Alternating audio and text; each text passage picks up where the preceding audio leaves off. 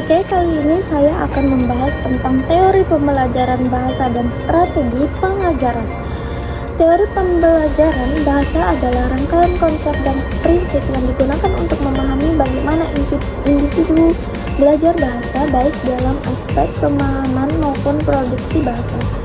Teori ini mencakup pendekatan dan ide-ide tentang bagaimana proses pembelajaran bahasa terjadi, termasuk bagaimana pengetahuan bahasa diperoleh, disimpan, dan digunakan. Beberapa teori pembelajaran bahasa yang dikenal termasuk behaviorisme, konstruktivisme, dan teori sosiokultural. Teori pembelajaran ini ada 3. Yang pertama, pengajaran bahasa harus mencakup 4 keterampilan utama: mendengar, berbicara, belajar, dan menulis. Membaca tidak bisa.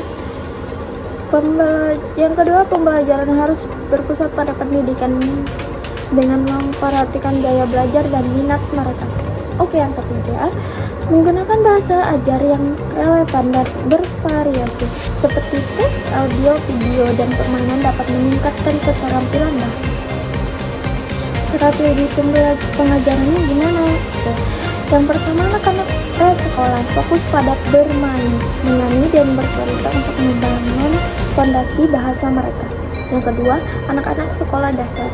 Kombinasi antara pembelajaran bahasa secara formal dan bermain, penggunaan gambar, cerita pendek, dan interaksi sosial seperti membantu. Remaja, menyediakan materi yang relevan dengan kehidupan mereka seperti musik, film, dan percakapan sehari-hari. Oke, yang keempat, dewasa. Pengajaran lebih strukturnya lebih masuk dengan penekanan pada kosakata dan tata bahasa yang kompleks, diskusi dan penulisan esai juga penting. Pengenalan metode pengajaran. Oke, yang pertama, metode pengajaran audio dan visual.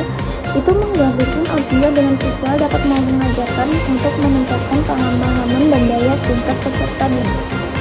Yang kedua, ada metode pembelajaran bermain. Penggunaan permainan dan aktivitas interaktif untuk membuat pembelajaran bahasa lebih menyenangkan dan efektif. Metode pengajaran komunikatif.